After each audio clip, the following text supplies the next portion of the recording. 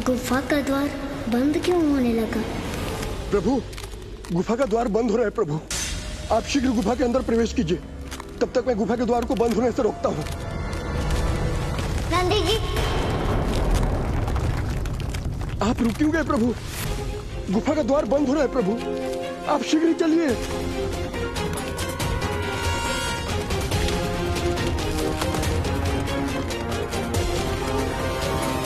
महिषासुर, महिषासुर, देखो तुमसे मिलने कौन आया है।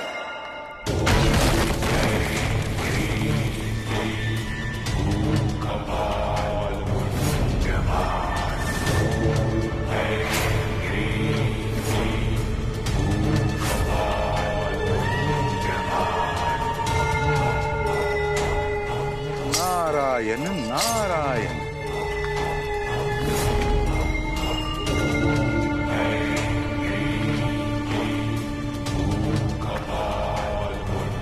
कौन है जिसने महिषासुर को जगाया? मैंने महिषासुर, देवताओं और असुरों के शुभचिंतक देव ऋषि नारद ने जगाया आपको। किस लिए जगाए हो? नारायण नारायण, परामर्श देने के लिए। परंतु मुझे आपका कोई परामर्श नहीं चाहिए। मुझे सोने दो नारद मुनि।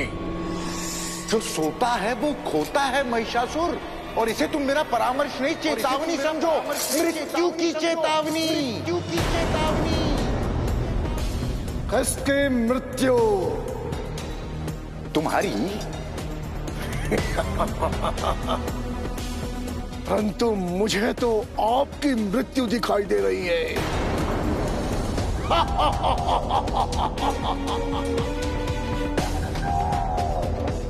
नारायण नारायण, सत्य कथन कि क्रोध और अहंकार में विवेक मर जाता है।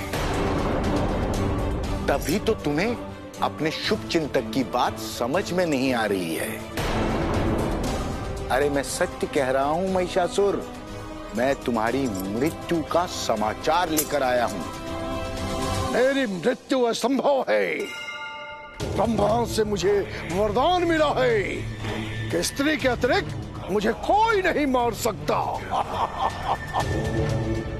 स्त्री मेरे इशारों पे डोलने वाली कठपुतली है, मेरे उंगलियों पे डोलने वाली।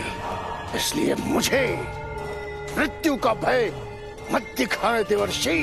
अरे मेरे बोले महिषासुर, हिरण्यकश्यप को भी वरदान था कि उसे कोई नहीं मार सकता, कि ना उसे कोई मानव, दानव, न देव, न पशु, न पक्षी।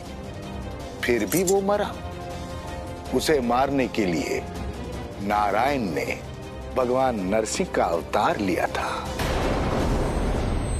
और महान असुर शुंभ निशुंभ उदाहरण है। उन्हें मारने के लिए मां दुर्गा आई थी। और जिस स्त्री को तुम अबला, असहाय और कठपुतली समझ रहे हो, उस स्त्री के रूप में माता पार्वती ने जन्म ले लिया है। इसलिए यदि अपने प्राण बचाना चाहते हो तो भाग जाओ, अन्यथा अपनी मृत्यु के लिए नारायण नारायण। असुरो,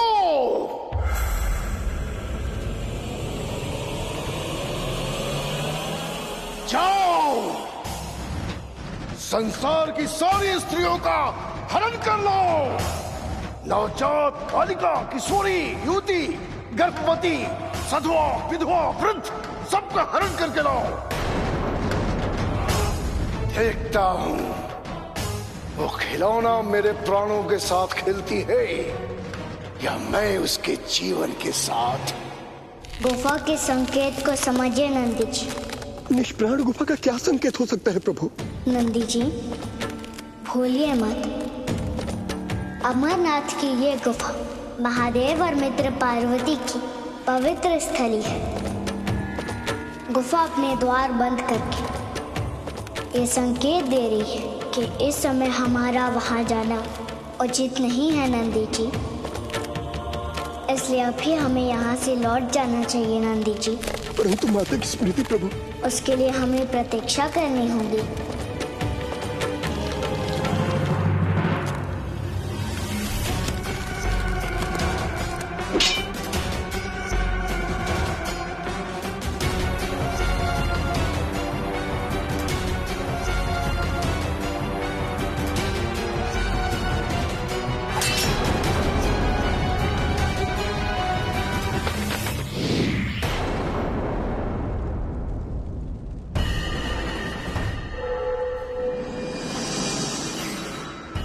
महाराज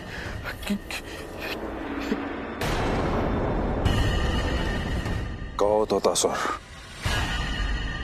क्या संदेश लेके आए हो? बहुत ही बुरा संदेश लेकर आया हूँ महाराज। क्या हुआ? ऋषि कात्यायन के आश्रम से आ रहा हूँ महाराज। वहां तो आचार्य दंडपानी की पोल खुलते खुलते बच गई महाराज। विस्तार से बताओ कैसे? पता नहीं महाराज, नारद वहां कैसे पहुंचा और आते ही आचार्य दंडपानी को असुर दंडपानी कह के संबोधित करने लगा। और अच्छा हुआ महाराज, आचार्य दंडपानी वहां से भाग निकले। नारद तो वर्षों से लुप्त था, फिर वो अचानक कैसे प्रकट हुआ? यही तो रहस्य है महाराज। उसने हमारा सारा समीकरण ध्वस्त कर दिया और उसने तो सुप्त महिषासुर को जागृत कर दिया और उसे ये बता दिया कि उसे मारने के लिए पार्वती ने कन्या रूप में जन्म ले लिया।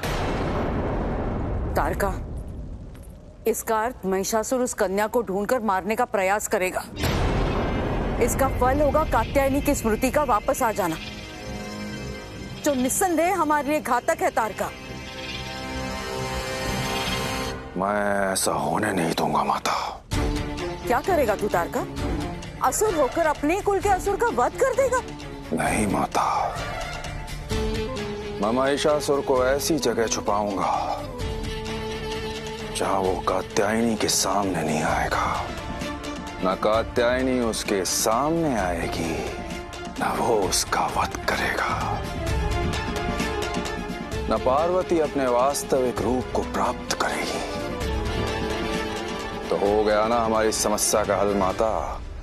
तारका, महिषासुर दंभी है, वो किसी की नहीं सुनता। आप निश्चिंत रहिए, मैं उसको अपने वश में कर लूंगा। तोतासुर, जी महाराज। दंडपानी से कहना कि उसने कात्यायन ऋषि के आश्रम को छोड़ा है, कात्यायन ऋषि को नहीं। और ये बात उसे स्मरण करा देना कि उसे कात्यायन का अंत करना है। जी महाराज।